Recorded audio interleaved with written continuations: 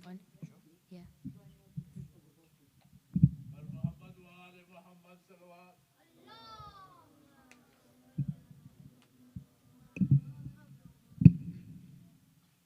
Salawat.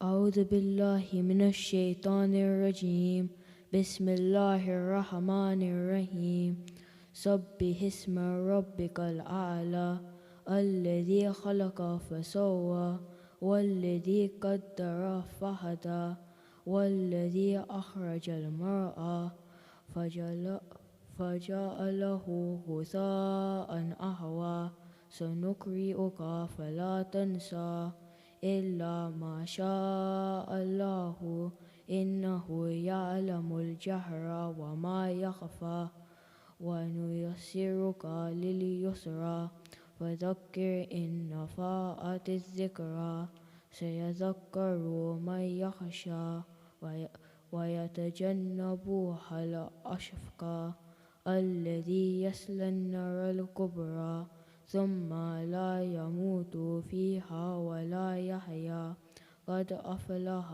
من تزكى وذكر اسم ربه فصلى بل تؤثرون الحياة الدنيا والآخرة خير وأبقى إن هذا لفي الصحف الأولى صحف إبراهيم وموسى.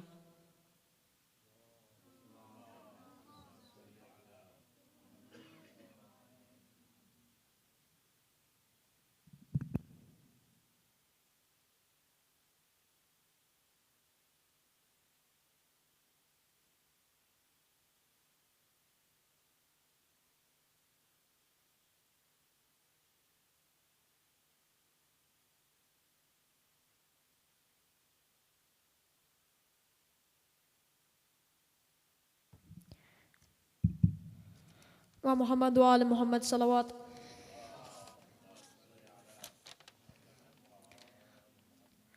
Dear elders, brothers and sisters in Islam, Assalamu alaikum wa rahmatullahi wa barakatuh. أعوذ بالله من الشيطان الرجيم بسم الله الرحمن الرحيم ربي اشرح لي صدري ويسر لي أمري واحلل عقدة من لساني يفقهوا قولي. The Holy Prophet sallallahu alaihi wasallam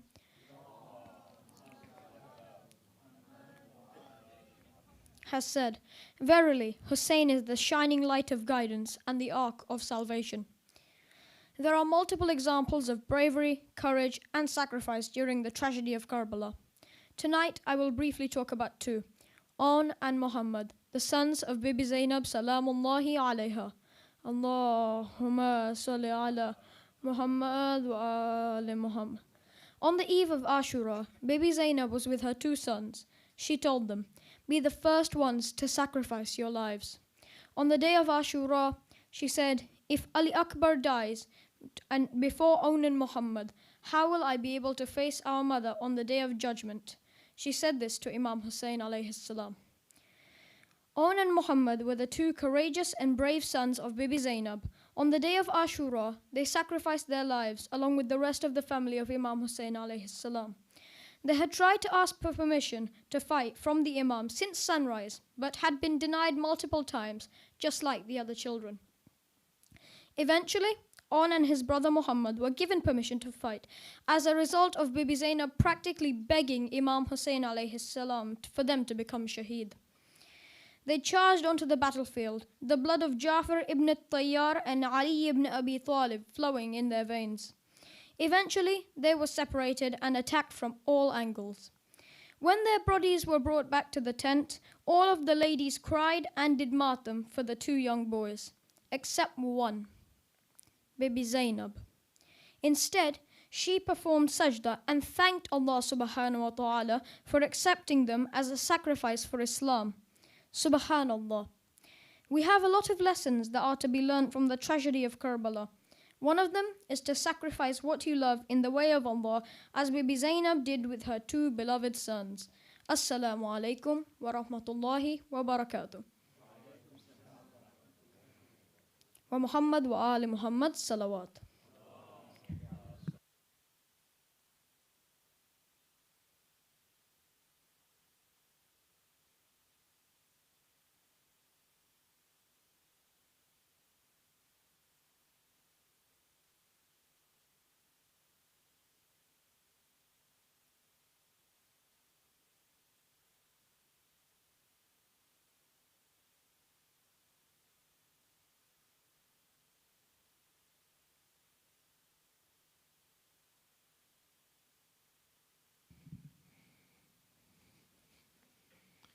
بر محمد و آل محمد صلوات اللہم صلی علی محمد و آل محمد فضا نے کہا اون محمد گئے مارے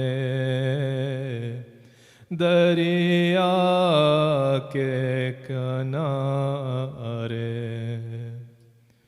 فضا نے کہا اون محمد نہیں آئے کیا ہو گیا ہے گر لٹ گیا زینب کا وہ اب کس کو بلائے کیا ہو گیا ہے وہ چاند سے دو لال وہ زینب کے دلارے رن میں گئے مارے کیا گزری ہے زینب پہ وہ اب کس کو بتائے کیا ہو گیا ہے آباد کو کل تک تھا وہ گر ہو گیا برباد فضا کی ہے فریاد زینب نے ستم عالم غربت میں اٹھائے کیا ہو گیا ہے فضا نے کہا اون محمد نہیں آئے کیا ہو گیا ہے یہ سوچ کے زینب نے ستم دل پہ ہے جیلے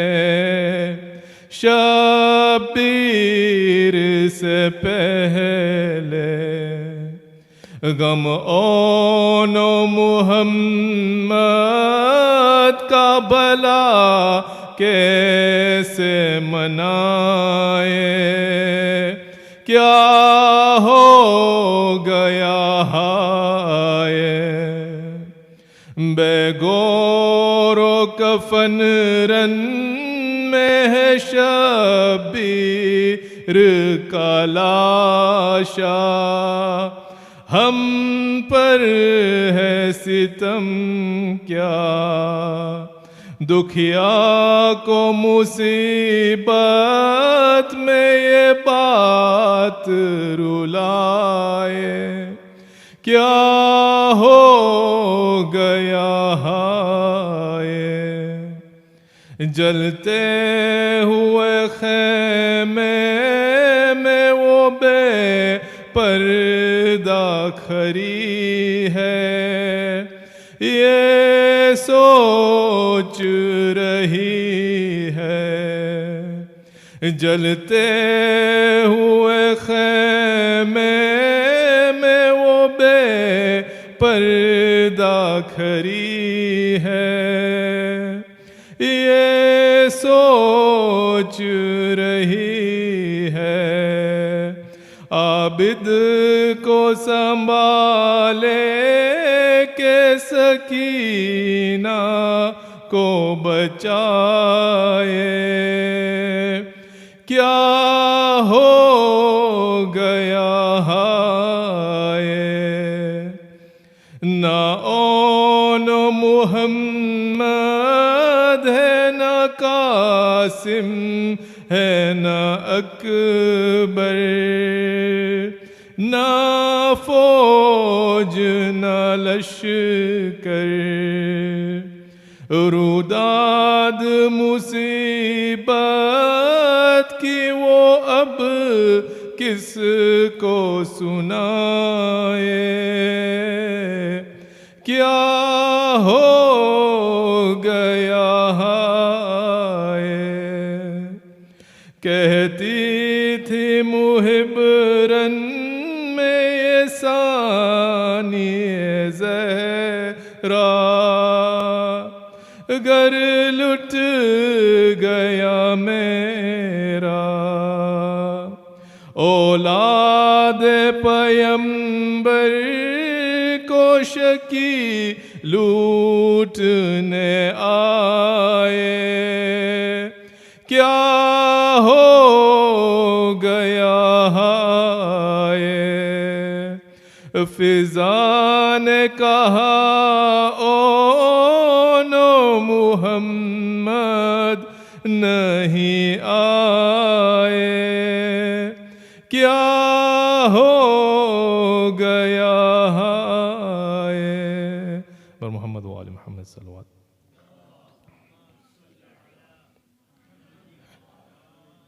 इला अरवाहिल मुमिनीन वल मुमिनात। सूरतुल मुबारक अल-फातिहा। बिस्मिल्लाह।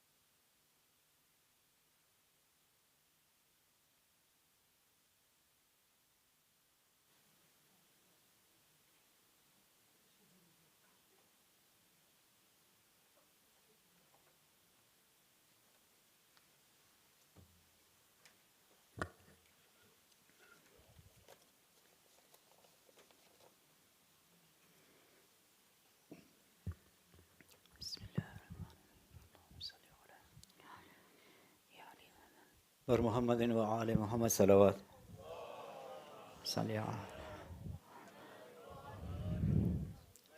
अस्सलामु अलैकुम जमीअन व रहमतुल्लाहि व बरकातुहू। Mu'mineen, Ayyam-e-Azha budget. Our Ayyam-e-Azha budget for this year is approximately £32,000. This covers the first Ashra-e Muharram, Arba'een and Fatimiyah. It also extends to other majlises and programs taking place during Muharram and Safar. The donations towards this budget will cover additional running costs during operational hours, i.e., we have a minimum of 3 programs a day during the first Ashra.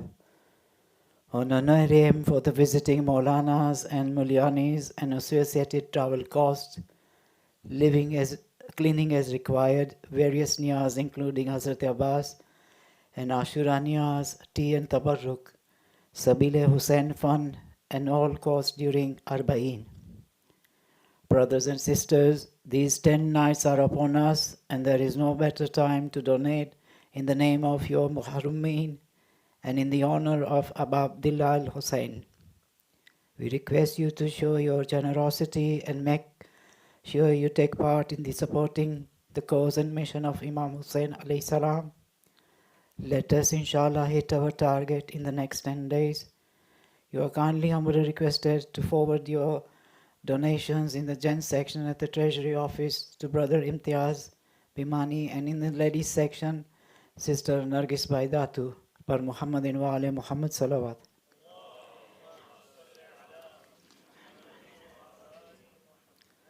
Mu'minin, today's Ruhani Majlis sponsors. First one is by the family of Maroom Ramzan Ali Muhammad Ali Walji for the Isale Sawab of Maroom Ramzan Ali Bhai Muhammad Ali Walji, Maroom Muhammad Ali Bhai Walji, Maruma Maryam Bhai Muhammad Ali Walji, Maruma Shirin Bhai Muhammad Ali Walji, Marum Ali Bhai Bhimji, Maruma Kulsum Bhai Bhimji and Kul Marumins. Next majlis is by Amir Ali Bhai Muhammad Walji for the Isale Sawab of Marum Muhammad Ali Bhai Walji, Maruma Zainab Bhai Muhammad Ali Walji, Marum Mohsin Bhai Muhammad Ali Walji, Maruma Kanize Fatima Muhammad Ali Walji and Kul Marumins. Next one is by Bande Khuda for the Isale Sawab of Bande Khuda's Marumin and Kul Marumins. Bande Khuda again for the Isale Sawab of Maruma Munira Bhai Bimani, Marum Sultan Ali Bhai Wali Muhammad Walji, Marumins of Hassan Ali Hirji Bamani family, Maruma Salma Bhai Walji and Kul Marumins. The next majlis is for the Isale Sawab of Maruma Gulzar Bhai Yusuf Parapia and Kul Marumins. You are humbly requested to recite Surah Fatiha for Kul Marumins. Al-Fatiha. Bismillah.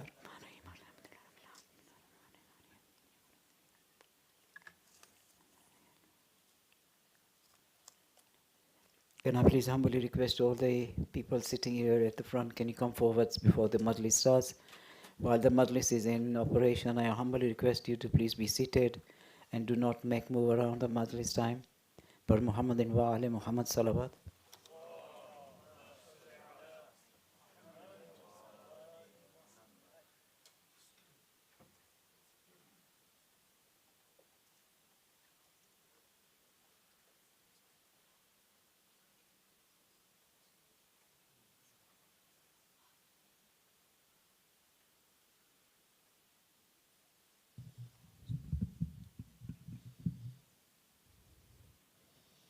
الصلوات.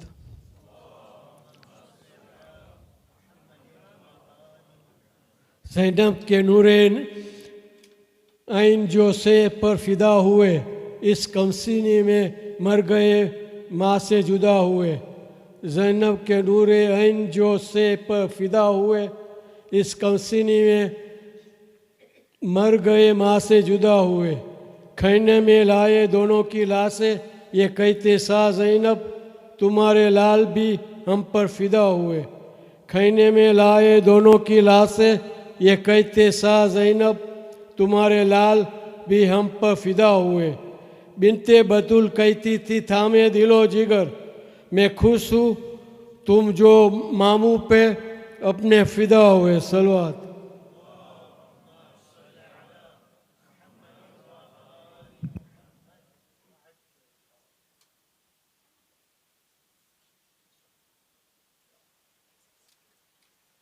محمد وآل محمد صلوات.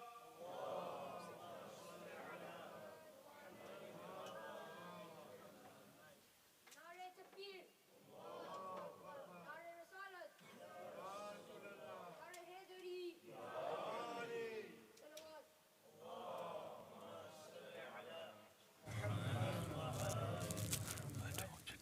آواز بلند صلوات.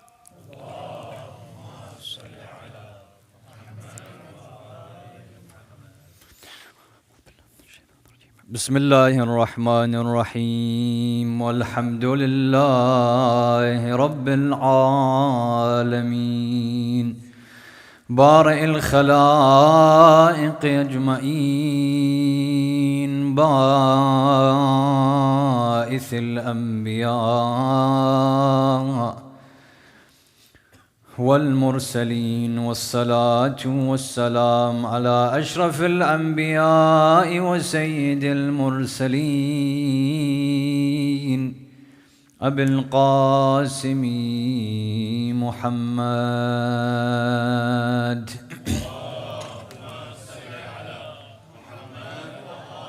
وعلى آله الطيبين الطاهرين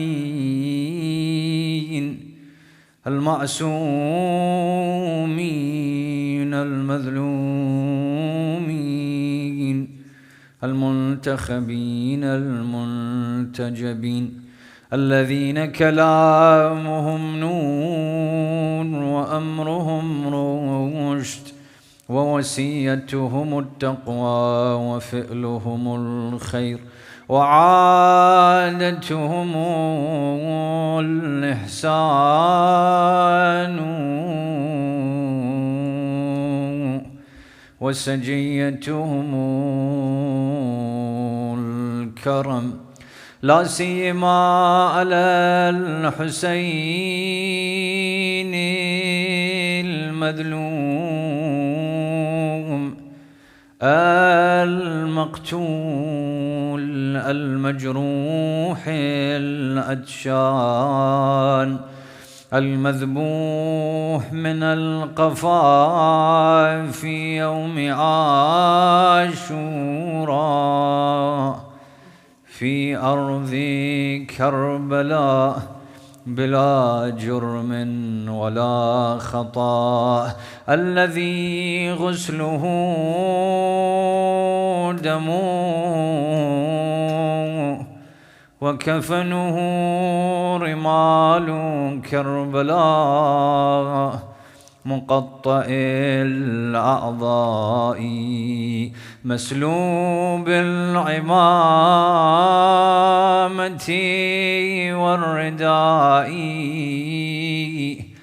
يا ليتنا كنا معكم فنفوز فوزا عظيما.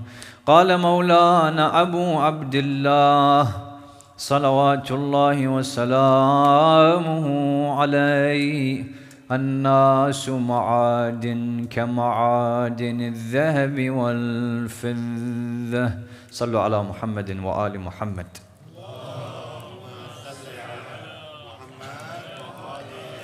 Marhum al-Kulaini in his Al-Kafi has narrated a hadith from Imam Ja'far al-Sadiq salawatullahi wa salamuhu alayhi. A hadith which has also been narrated by the scholars of Ahlus Sunnah but by the Prophet of Islam, where both of these individuals, these personalities, they mention an-nasu ma'adin ka ma'adin al-dhahabi wal-fidda. The Imam and the Prophet of Islam, of course this being initially a hadith from the Holy Prophet, says that human beings are like certain metals, certain elements, certain elements and metals that you find in the ground. Human beings are like gold and silver. And I wish to analyze this hadith from the Prophet of Islam and his grandson as to why they would compare me and you, the human being, whether mu'min or not, whether Muslim or not. They said the human being are like these precious metals. Some are like gold, some are like silver.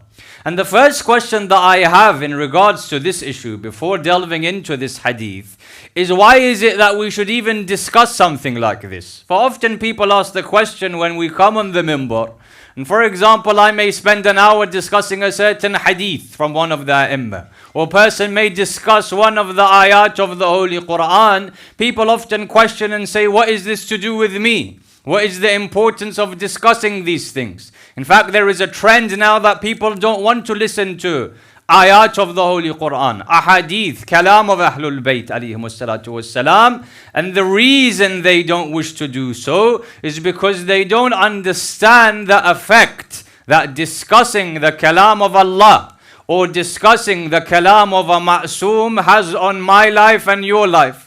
For often when we hear certain narrations or certain ahadith or certain topics that are discussed from the minbar, we think, what effect does this have on my life? What does this have to do with me? This verse of the Holy Quran speaking about a certain prophet, speaking to the Prophet of Islam, a narration where the Holy Imam is saying, "An-nas ma'adin ka ma'adin al-dhahabi wal-fidda." Human beings are like gold and silver. What relationship does this have to me and my life every single day that I live? And the answer to that question was given very beautifully by Sayyid Burujardi. Ayatollah al-Uzma Burujardi, today when you go into the shrine of Sayyida Ma'sooma, salawatullahi wa salamuhu alayha,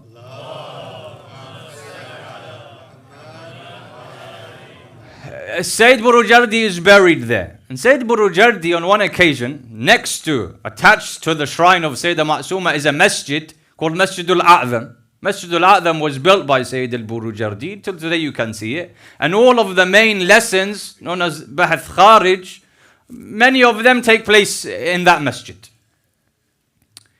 Ayatollah Burujardi is teaching there. And a person enters into the class. Often what happens is the class is public. A person who's been to the Hawza for 20 years, a person who's doing ziyarah, just wishes to see, for example, what is it like, they can also enter. Sayyid Burujardi says, on that occasion, that day, I was explaining to my students a certain hadith from Amir al-Mu'mineen alayhi salatu wassalam.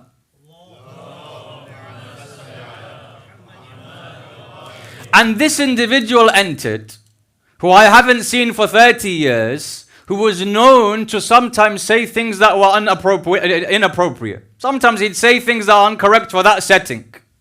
So we're sitting, I'm discussing this hadith of Amir al-Mu'mineen, when suddenly this person enters in, he hears what I'm talking about, and he calls out in front of everyone. He says, Sayyid Burujardi, I came 30 years ago and you were also speaking about this same hadith. 30 years ago I visited you in the city of Qum, you were speaking about the same hadith, and now you're still stuck 30 years later speaking about this same narration from Amir al-Mu'mineen. That person then said something. He says, Ya Sayyid, that was the time when the human being at that moment began to visit the moon, or journeys were taking to discover what the moon is. He says, look Sayyid Burujardi, you're stuck on this hadith of Amir al-Mu'mineen. Look where the human being has reached. The human being has reached the moon. So Sayyid Burujardi looked at him and said, even if 30 more years, I'll still be doing this. Why? Because yes, the human being has reached the moon, but what is great about this?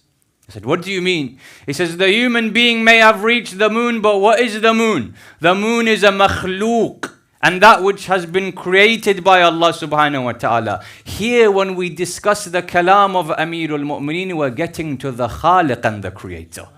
The reason we discuss ayat of Quran, the reason why we discuss the lives of Ahlul Bayt and the kalam of Ahlul Bayt is that this is the effect that it has.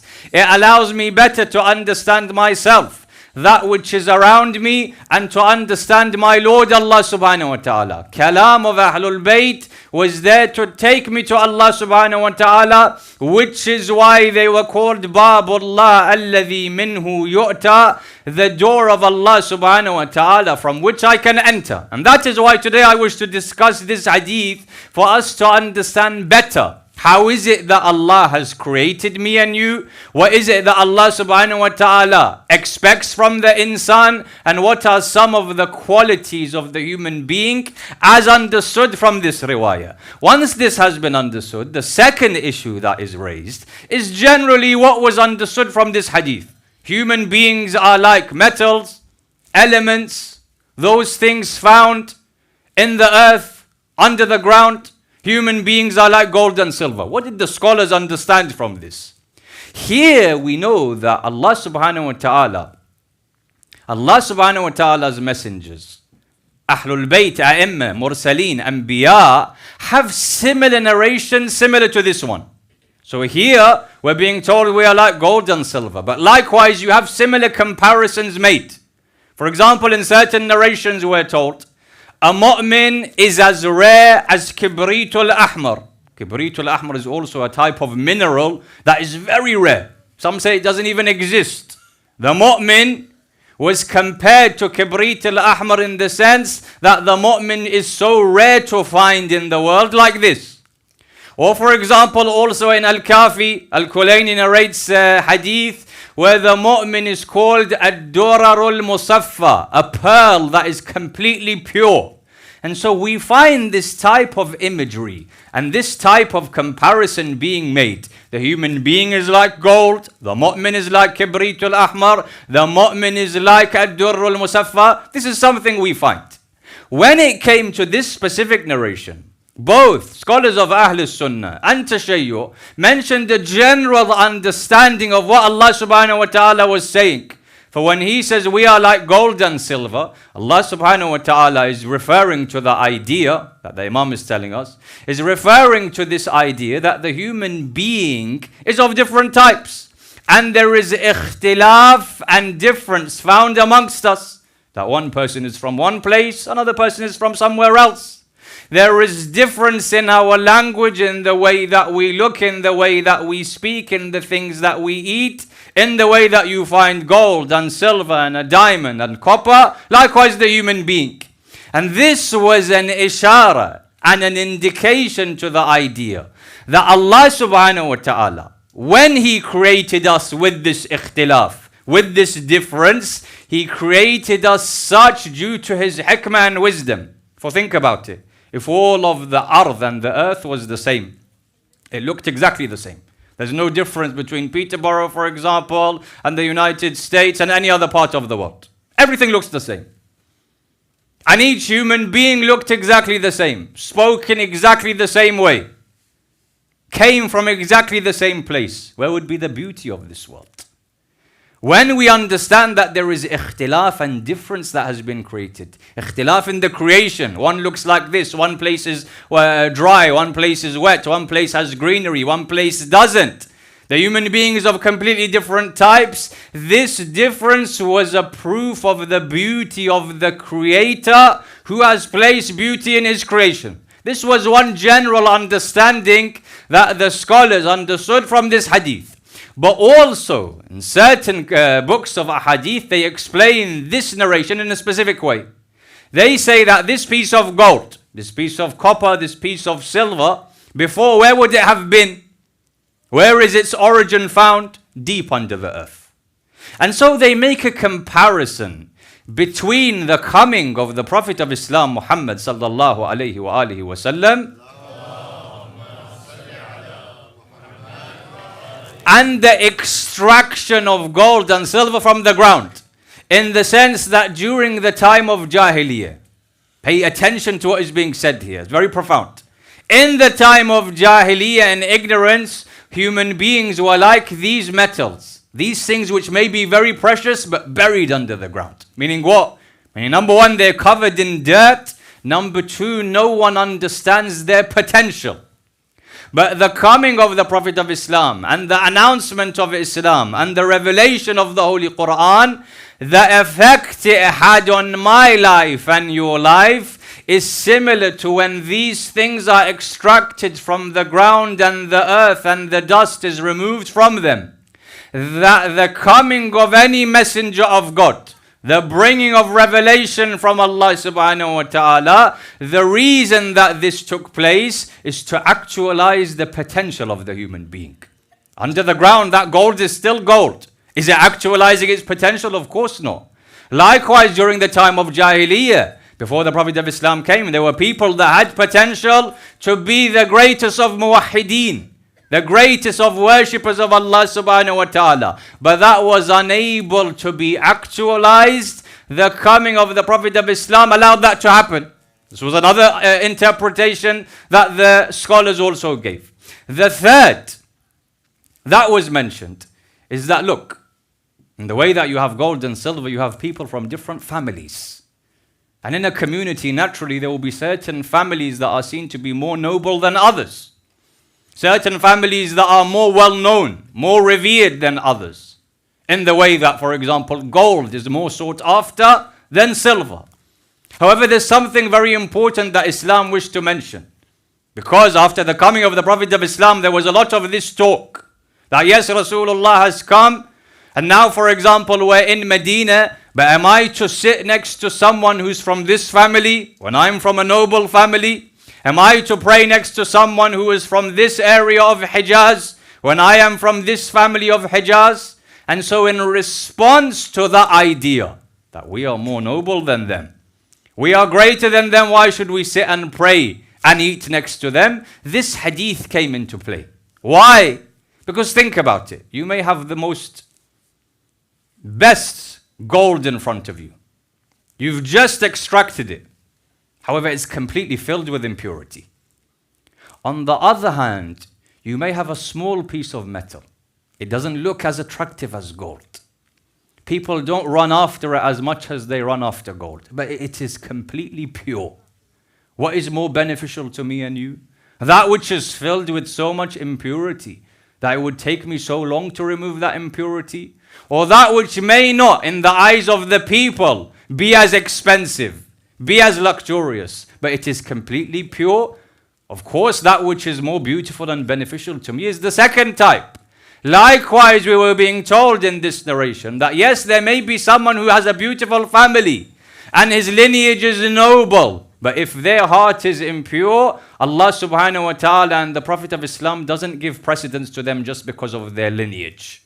Rather, there may be someone like Salman al-Muhammadi, who those individuals didn't see him to be someone of noble lineage. But because he has nothing but purity, he is given precedence over the rest of the Muslimin. These were some of the discussions, the general interpretation that the scholars gave in regards to this hadith. However, there are other things in more detail that often are not mentioned when it comes to analyzing this narration. So yes, these things that I have mentioned are there. But in fact, if we delve deeper into this hadith by the Prophet of Islam sallallahu alaihi wasallam, we find that the Holy Prophet is telling us certain secrets of our lives which are a reality from which we should live by and follow. For example, of the things that we understood from this narration is that if I have this piece of gold that I have just extracted from the ground, or a piece of silver, it's rare that this piece of metal, or for example any other jewel that you found, a precious metal that you found, it is rare that it will be perfect on both sides. Often what will happen, sometimes go and buy a ring, for example. When you go and buy a ring, one part of the ring, one part of the stone may be very beautiful, but another, for example, isn't as attractive. Likewise, this piece of gold that I had, one part was very beautiful, the other not so. The same goes with the silver. What would you do in this case? I'm being told I'm like this. What would you do in this case? If you have one part which is beautiful, not all parts of this stone are beautiful, you would only show that which is beautiful and you would hide that whose appearance isn't as good. When they would make this into a ring, they would allow the zahir of the stone to be the beautiful part, and that which has a naqs, that which has, for example, an error, would be placed behind, away from people's eyes. Likewise, this should be the way in which the human being lives in their society. Meaning what? Meaning people have faults in their life, certain things that they wish they did better. Sometimes you will find people expressing to people the good that they have as well as the faults that I have. Whereas I was told to express to people only that which is good in my life. If I have a fault, don't tell anyone about it. Now, someone may come and say, you spoke 2-3 days ago about hypocrisy. Isn't that hypocrisy? There's a difference. Hypocrisy is when inside there is impurity, but I show that I am pure. All day I'm eating, but I tell people I was fasting today. This is a hypocrisy. However, if I have nawaqis, shortcomings, faults, and I don't express the opposite, nor do I express them, nor do I show them to the people. So I'm not showing people that I am, for example, someone that does 1 hour of ibadah every single night. Nor do I tell them that I wake up late for Salatul Fajr. Neither am I expressing that which is untrue, nor am I making zahir my faults. This is what is required from a human being. And often you find in this day and age, it's very easy for people. It became natural for me to tell other people about my faults, tell other people about the shortcomings in my character. Whereas Islam says this is something that you should stay away from. Yes, there's something you're working on. It's something you want to do better in. Don't tell everyone about this that you have performed. And an example is given from the life of Nabi Musa alayhi salatu wasalam. Why? Nabi Musa, as we know, often goes to the Mount Sinai in order to have revelation or converse with his Lord. Musa alayhi salatu wasalam is Kalim. In many occasions you will find a number of ahadith where Musa alayhi salatu wasalam is going to converse with his Lord Allah subhanahu wa ta'ala, and someone will stop him. And someone says, Ya Kalim Allah, ask Allah subhanahu wa ta'ala for this. Or when you go to Allah subhanahu wa ta'ala, tell him I need this. Something that would happen a lot, because they know he's about to speak directly with Allah azza wa jal. On one occasion, a person stops Nabi Musa. He says, Ya Kalim Allah, where are you going? Nabi Musa says, look, Allah subhanahu wa ta'ala is everywhere, but he's kept a certain place for me to speak with him. I'm going there to speak and converse with my Lord. So this person began telling Nabi Musa of all of the things that he has performed, all of the sins that he has performed. Ya Musa, I did this, I did this, I did this, I did this, I did this. Ask Allah subhanahu wa ta'ala to forgive me. We think there's nothing wrong with that. He knows Musa is going, these are the sins that I have performed. Ask Allah to forgive me. Nabi Musa goes, he speaks with Allah subhanahu wa ta'ala. He tells this person's request. Allah subhanahu wa ta'ala says, I have forgiven him. However, tell him, don't do one thing again. Musa says, what? He says, why did he tell you about the sins that he performs? Allah subhanahu wa ta'ala doesn't even want a prophet of God to know the sins and the errors that I have.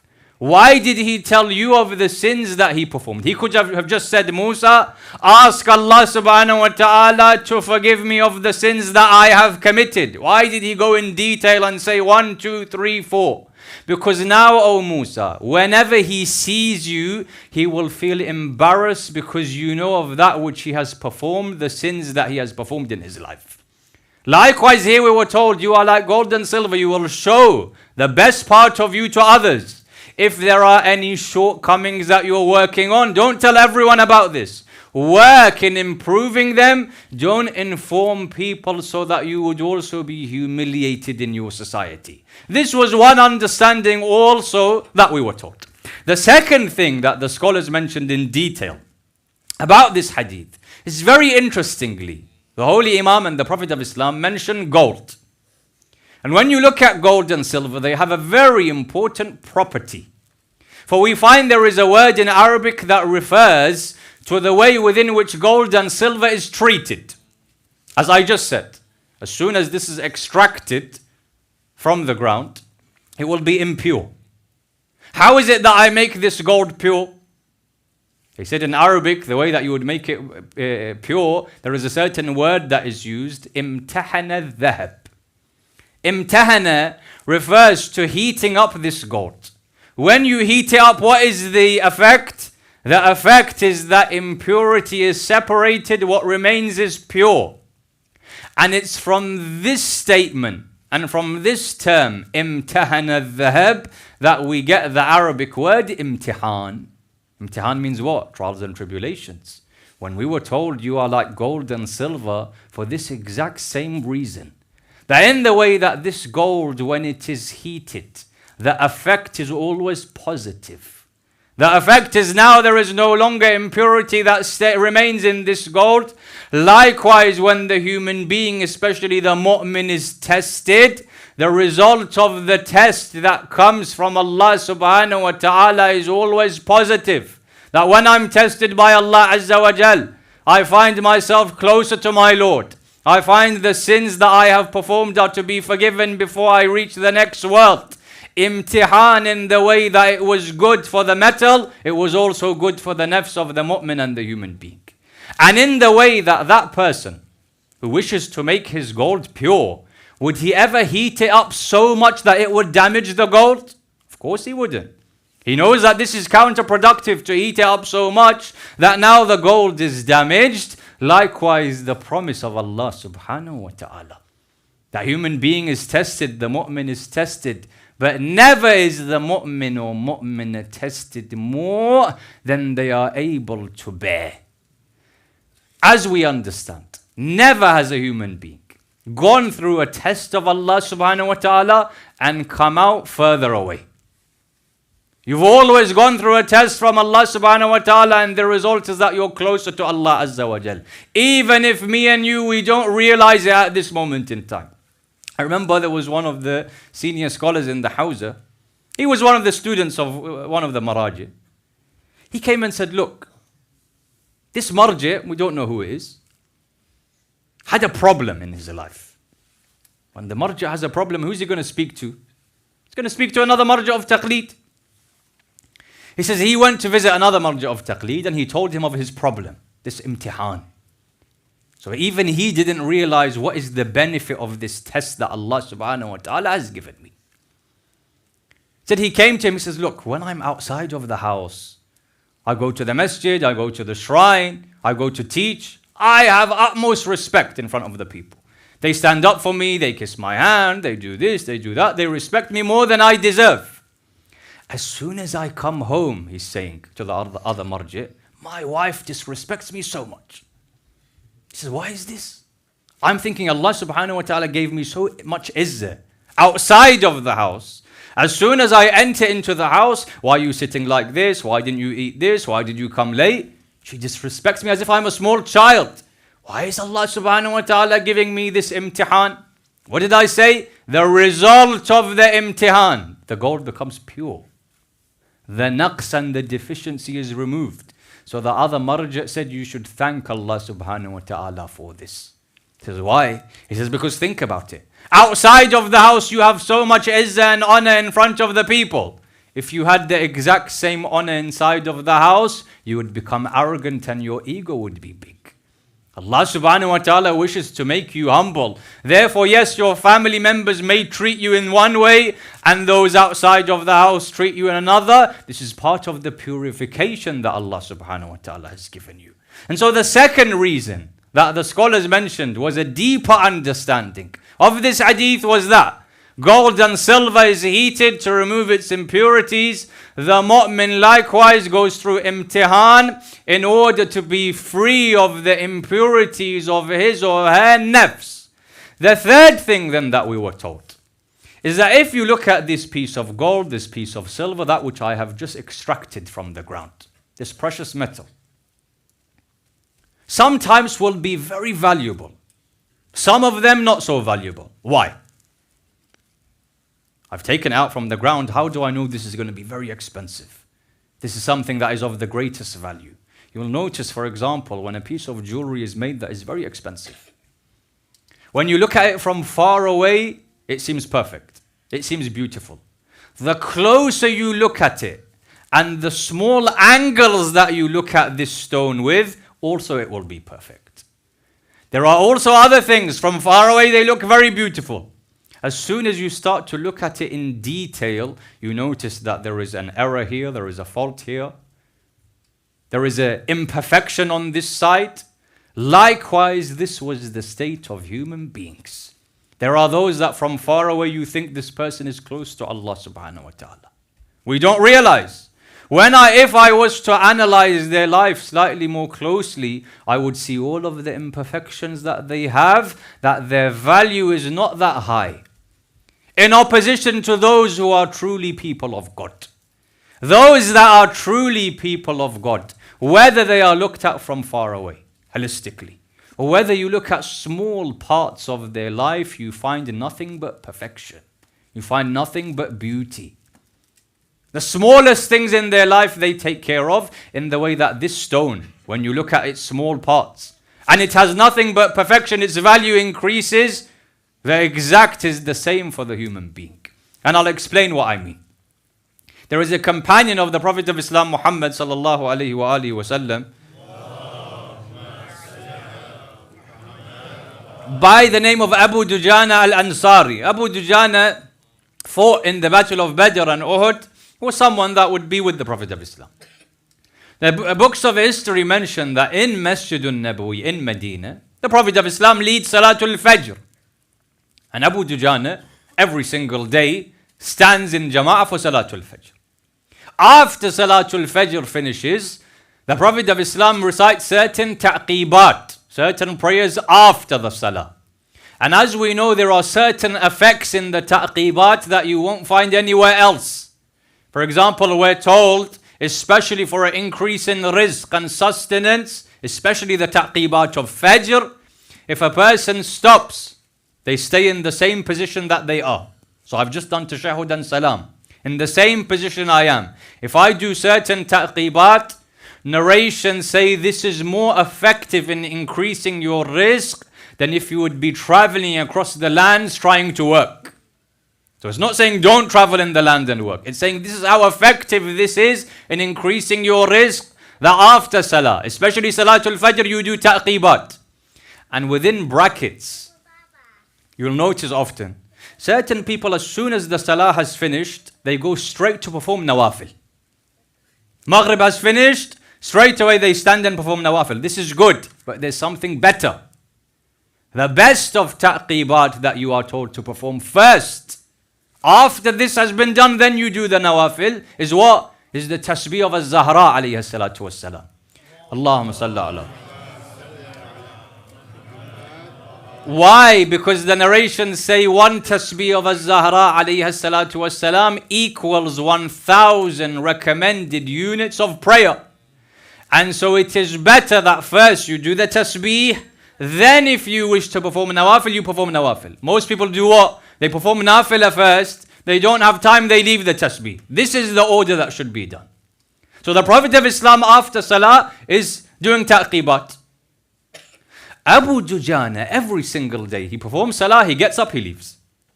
He doesn't have time for ta'qibat. Now, of course, for the Prophet of Islam, this was an issue. Because as I said, there is so much that a person can gain from 3, 4, 5 minutes of ta'qibat after this salah. Every single day, the Prophet finishes, he leaves. So the Prophet came on one occasion and says, Ya Abu Dujana, you don't have anything you wish to pray for? You don't have any dua that you wish to do?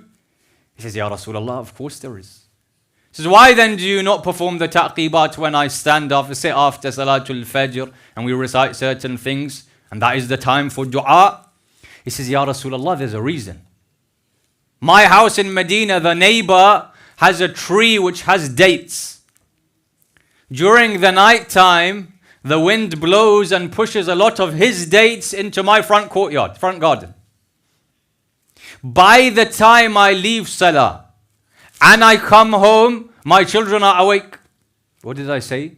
That which is truly a pearl from whichever angle. The smallest detail you look at it, it won't have any imperfection. He says, by the time I come home, my children are awake, they're hungry. What do? I'm worried that without thinking they may eat the dates that are in the front courtyard. So every single day, as soon as I pray salah behind you, I run back, I collect the dates and I throw them back onto the other side. And Ya Rasulullah, on one occasion I was slightly delayed. One of my children was trying to eat the date. What would you do? Let him have it. It's only one date. The poor child wishes to eat.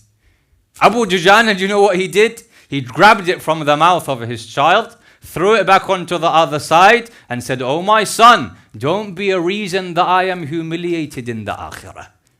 Look at how such a small thing is seen to be so important in his eyes. If my children eat this, they are eating haram.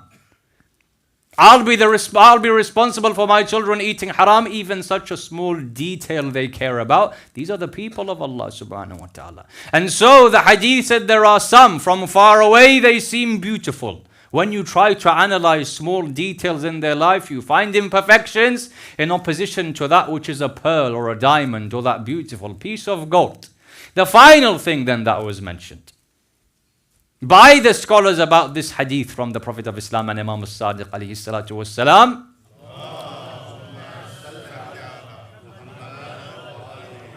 was that this piece of gold or silver, when it is buried under the ground, under the earth, is it maximizing its potential? No. How then can it maximize its potential? Everything that exists, even if it doesn't have aql, even if it doesn't have ihsas, even if it doesn't have sensation, this member, this ring, this glass, everything has a level of perfection that it can reach. This piece of gold that is buried under the ground, is it reaching its perfection? No. How then would it maximize its potential and reach its perfection if once it is taken out and extracted from under the ground, its impurity is removed, and then, for example, it became part of a necklace, part of the crown that is to be placed on the head of a king. The silver likewise, it's only when it's extracted, purified, then used for its purpose that it reaches that level of perfection. Likewise, the human being. There are those that don't maximize their potential and reach that level of perfection in this world. What is that level of perfection? What is me reaching my potential, the highest level that I can? And the way that this piece of gold, when it becomes part of that jewelry and is being used, then you can say that its final stage has been reached. In opposition to if it stays in the bottom of the ground for eternity. Likewise, the human being, when he or she is in the service of the hujjah of Allah subhanahu wa ta'ala, that is the human being reaching their maximum potential in this world. That piece of gold, what worth is it if it can't be in that crown, in that necklace? The human beings, likewise, there were those who, it's as if they were buried under the earth for eternity. There were those that were used. And when they were used, then people could see their brightness, then people could understand their beauty. This was the example of the shuhada of Karbala and the ashab of Imam al-Husayn.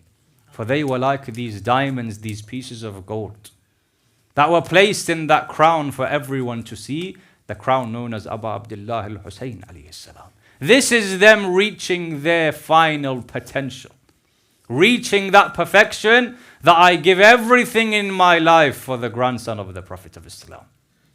الناس معادن كمعادن الذهب والفضة. And sometimes it happens that people are digging. Sometimes you hear in the news also, people are digging, they find a diamond that you will never be able to find in hundreds of years. Likewise, we found two of those diamonds, two of those pieces of gold that cannot be replicated. Shuhada of Karbala, ashab of Imam Husayn alayhi salatu wasalam, are like no other ashab. The Imam said it himself, you can't replicate these ashab of mine. We found two of these precious metals that haven't been found again, one by the name of Aoun, the other by the name of Muhammad.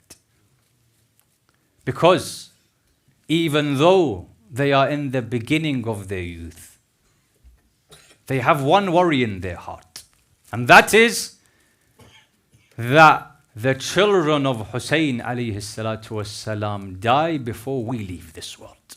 How can it be that they are sacrificed before we sacrifice ourselves? These two children of Husayn were told that their father, Abdullah ibn Ja'far al-Tayyar, is unable to come to Karbala. He is unwell. But instead, he decides to send his children as a way to support Abu Abdullah al-Husayn on that day. A time comes in the night of Ashura, Sayyid al-Shuhada alayhi salatu wasalam goes to the different tents.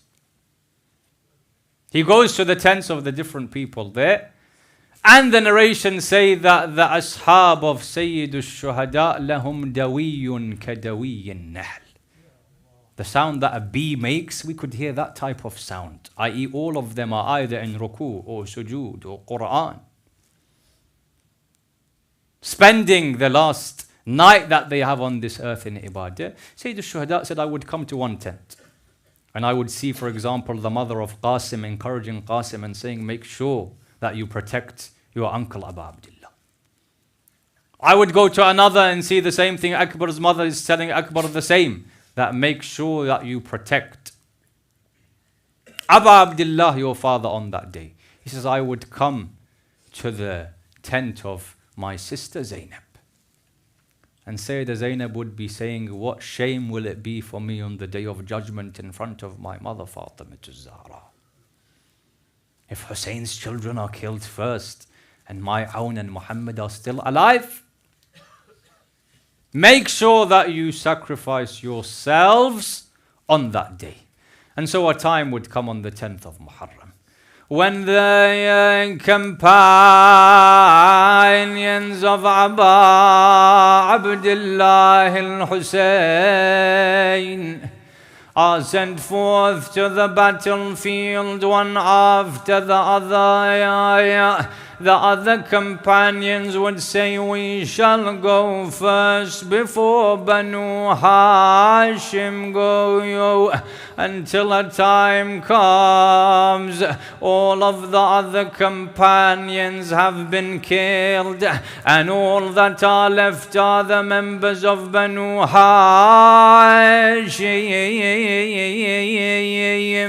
Aoun and Muhammad run to their uncle Abu Abdullah. Oh, our uncle Husayn, do you give us permission Hussein to go to the battlefield. Hussein would say, how can I give you permission when you are the sons of my sister Zainab al-Kubra? Zainab is hesitant. Why do they not give permission? Why can they not go to the battlefield until some of the other shuhada, their bodies return? Hussein is asked for permission. Hussein says, I give you permission for now. Even my 6-month-old child will be made shaheed. One of them has the turban of Ja'far al-Tayyar. The other has the turban of Amir al-Mu'mineen, and they go ila al-ma'raka, to the battlefield. When they begin to fight with bravery, someone says these are from the progeny of Amir al-Mu'mineen. These youth are from Banu Hashim. You cannot kill them like this. So what would they do? They would say, separate Aun from Muhammad. Both of them are separated. Aun then is covered in arrows, covered in spears. Muhammad is also covered. Someone comes from behind, strikes them on their heads. They fall on the ground. Assalamu alayka ya Aba Abdullah. Take our last farewell. Hussein runs from one side, Abu al-Fadl runs from the other. They pick up both of their bodies. Some say one had already died, the other still had some ramaq, some breath within him. By the time their bodies come to the Mukhayyam, Zainab thanks Allah that my sons were sacrificed for Abu Abdullah al-Husayn. But I say, Zainab, when did you cry for these children? For a time would come in Sham when Yazid tells Imam Zainul Abidin, we are ready to release you. Sajjad comes to Sayyida Zainab. Zainab says, first I will cry for my brother Hussein, then I will go to Medina. Tell him to keep a house for us. Tell him to give back that which was stolen from us. Tell him to give back the heads of our shuhada. The women, the children would enter into this house in Sham, and slowly the things that were taken from Ahlul Bayt would be returned, and then one head would be brought forward. Kulthum runs and sees the head of Abu al-Fadl al-Abbas. Akbar's head would come forward. Layla comes and grabs the head of Akbar. Qasim's head would come. Farwa takes the head of Qasim, until one head would enter. All would stand crying, Wa madluma, Wa Husayna. Zainab takes the head of Husayn until two more heads are brought forward. No one comes to take these two heads. The women of Sham says, has the mother of these children died? Fidda comes running. She takes the heads of Aun and Muhammad. She says, no, the mother hasn't died, but the mother of these children is Zainab al-Masa. First she will cry for Hussein, then she will remember her children. Zainab didn't even remember them then. When does she remember them? A time comes she enters back into Medina. Medina Tajaddina. Law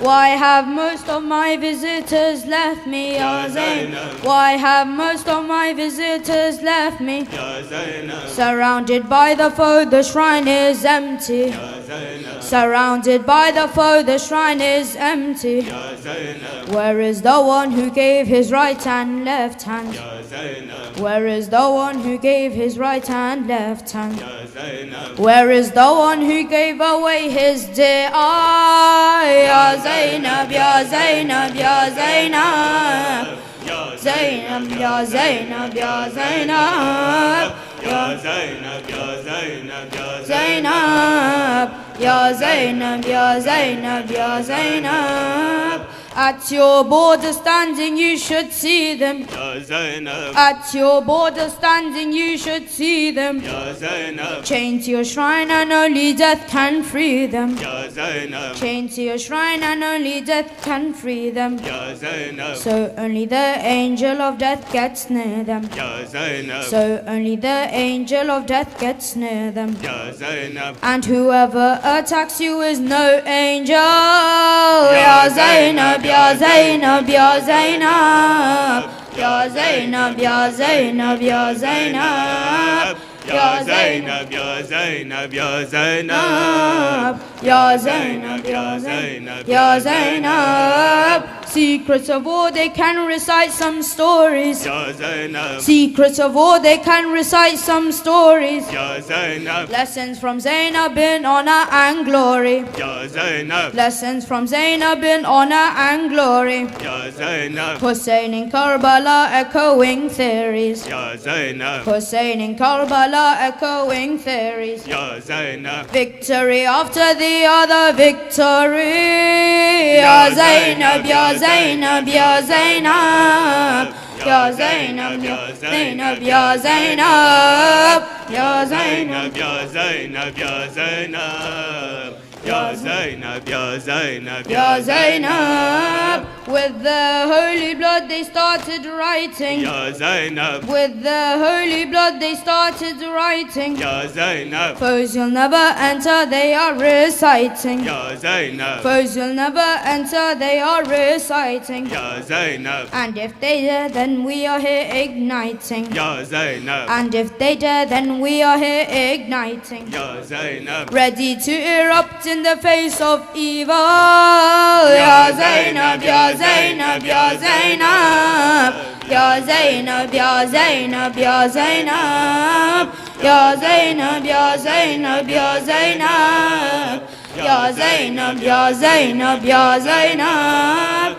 Ya Zainab, Ya Zainab, Ya Zainab. Ya Zainab, Ya Zainab, Ya Zainab. Ya Hussein.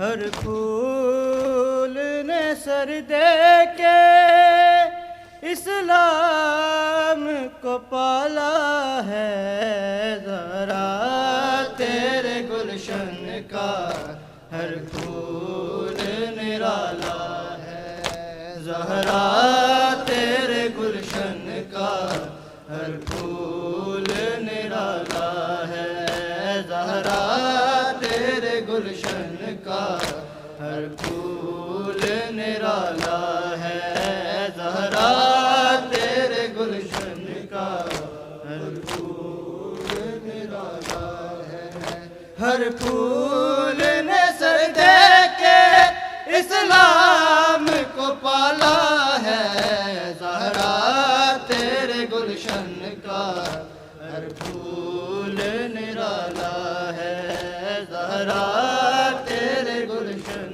का हर फूल निराला है ज़हरा तेरे गुलशन का हर फूल निराला है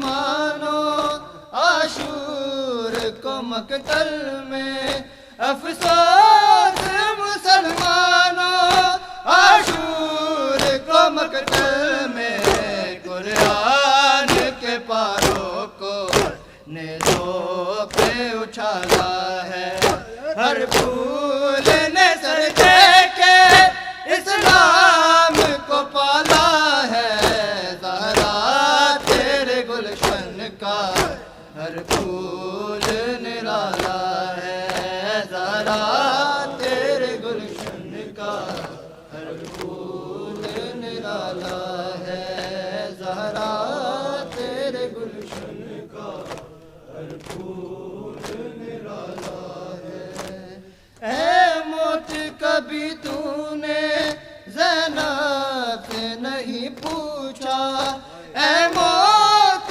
کبھی تو نے زینب سے نہیں پوچھا 18 برس کیسے اس شیر کو پالا ہے ہر پھول نے سر دے کے اسلام کو پالا ہے زہرا تیرے گلشن کا ہر پھول نرالا ہے زہرا تیرے گلشن کا ہر پھول نرالا ہے زہرا تیرے گلشن کا ہر پھول نرالا ہے زہرا تیرے گلشن کا ہر پھول نرالا ہے بس قبر ہی زہرا کی ڈوبی ہے اندھیروں میں بس قبر ہی زہرا کی ڈوبی ہے اندھیروں میں حالانکہ مدینے میں ہر سمت اجالا ہے ہر پھول نے سر دے کے اسلام کو پالا ہے زہرا تیرے گلشن کا ہر پھول نرالا ہے زہرا تیرے گلشن کا ہر پھول نرالا ہے زہرا تیرے گلشن کا ہر پھول نرالا ہے زہرا تیرے گلشن کا ہر پھول نرالا ہے سرکار محمد ہو اوسط ہو کے آخر ہو سرکار محمد ہو اوسط ہو کے آخر ہو زہرا کے چراغوں سے ہر سمت اجالا ہے ہر پھول نے سر دے کے اسلام کو پالا ہے زہرا تیرے گلشن کا ہر پھول نرالا ہے زہرا تیرے گلشن کا ہر پھول نرالا ہے زہرا تیرے گلشن کا ہر پھول نرالا ہے زہرا تیرے گلشن کا ہر پھول نرالا ہے ہر پھول نے سر دے کے اسلام کو پالا ہے زہرا تیرے گلشن کا ہر پھول نرالا ہے زہرا تیرے گلشن کا ہر پھول نرالا ہے زہرا تیرے گلشن کا ہر پھول نرالا ہے یا حسین یا حسین یا حسین یا حسین یا حسین یا حسین یا حسین بازار کے منظر کو اور اپنے کھلے سر کو بھولے نہیں میں بازار کے منظر کو اور اپنے کھلے سر کو بھولے نہیں میں بازار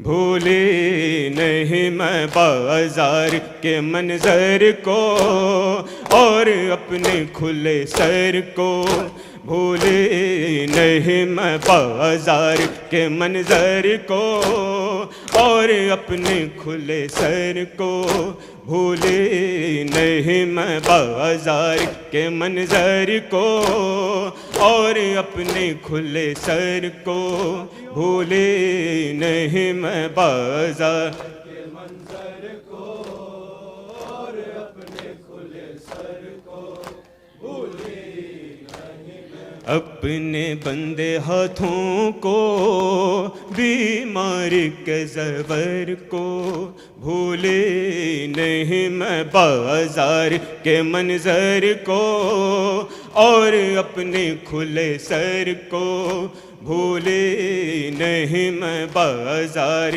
کے منظر کو اور اپنے کھلے سر کو اٹھتی ہوں آندھی کو محشر کو بیاباں کو چھپتے ہوئے سورج کو تاریکی کو میدان کو چلتے ہوئے خنجر کو نیزے پہ تیرے سر کو بھولے نہیں میں بازار کے منظر کو اور اپنے کھلے سر کو بھولے نہیں میں بازار کے منظر کو اور اپنے کھلے سر کو بھولے نہیں میں بازار کے منظر کو اور اپنے کھلے سر کو بھولے نہیں میں بازار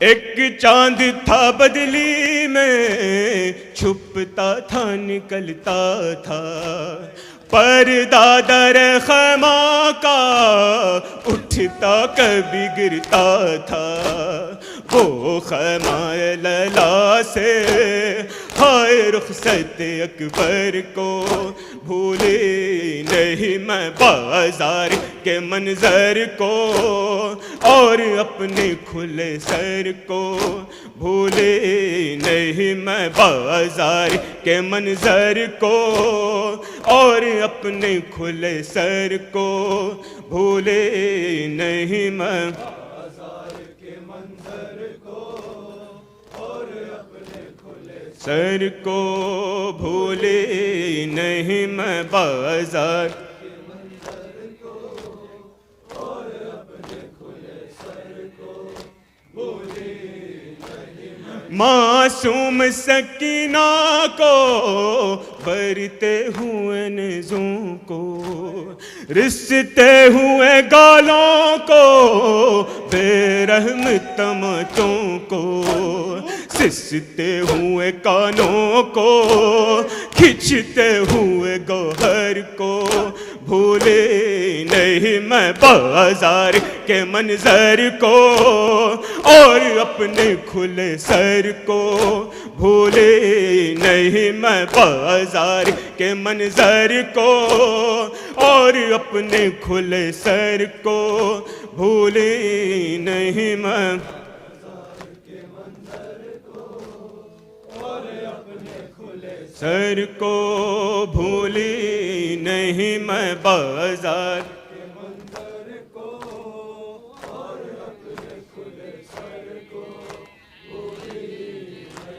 یاد آتا ہے ایک ماں کا وہ خاک میں دس جانا اور آگ کے شعلوں میں وہ ماں کا جلس جانا جلتے ہوں جولے سے لپٹی ہوئی مادر کو بھولے نہیں میں بازار کے منظر کو اور اپنے کھلے سر کو بھولی نہیں میں بازار کے منظر کو اور اپنے کھلے سر کو بھولی نہیں میں بازار کے منظر کو اور اپنے کھلے سر کو بھولی نہیں میں بازار کے منظر کو اور اپنے کھلے سر کو بھولی نہیں میں جس رات میں تنہا تھی اس رات کے ڈھلنے کو ٹوٹے ہوئے نیزے کو اس رات کے پہرے کو بچوں کے سسکنے کو اور خاک کے بستر کو بھولی نہیں میں بازار کے منظر کو اور اپنے کھلے سر کو بھولی نہیں میں بازار کے منظر کو اور اپنے کھلے سر کو بھولی نہیں میں بازار کے منظر کو اور اپنے کھلے سر کو بھولی نہیں میں بازار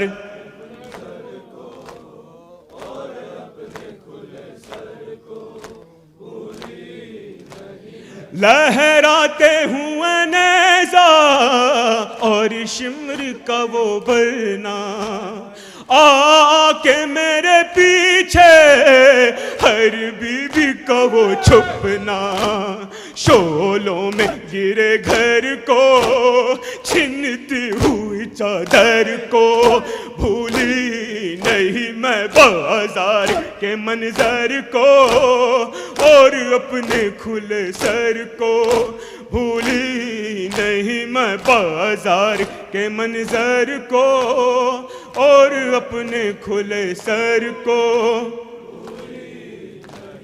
بازار کے منظر کو اور اپنے کھلے سر کو بھولی نہیں میں اپنے بندے ہاتھوں کو بیمار کے زور کو بھولی نہیں میں بازار کے منظر کو اور اپنے کھلے سر کو یا حسین یا حسین یا حسین حسین یا حسین یا حسین یا حسین یا حسین یا حسین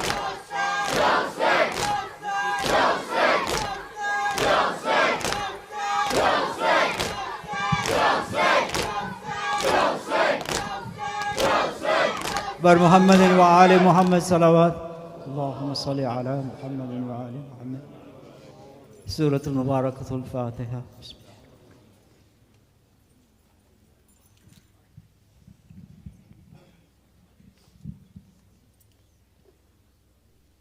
بسم الله الرحمن الرحيم السلام عليك يا رسول الله السلام عليك يا أمير المؤمنين السلام عليك يا فاطمة الزهراء السلام عليك يا خديجة الكبرى السلام عليك يا حسن المجتبى السلام عليك يا أبا عبد الله الحسين وعلى 9 المعصومين من ذريتك علي بن الحسين ومحمد بن علي وجعفر بن محمد وموسى بن جعفر وعلي بن موسى ومحمد بن علي وعلي بن محمد والحسن بن علي والحجة بن الحسن وجله فرجا وسهل الله تعالى مكرجا وزور. السلام عليكم ورحمة الله وبركاته.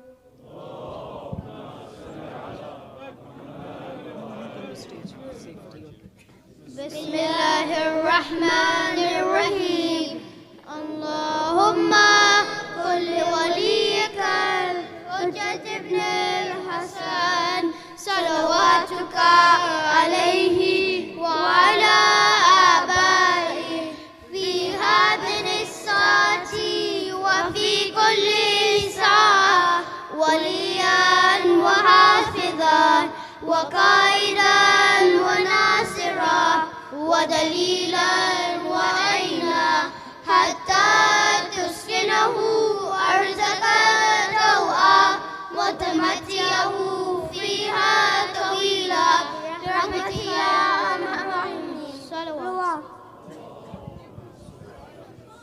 Mominin, this is a very humble request. If you please be kind enough to be seated regarding the program tomorrow, which there has been a slight change.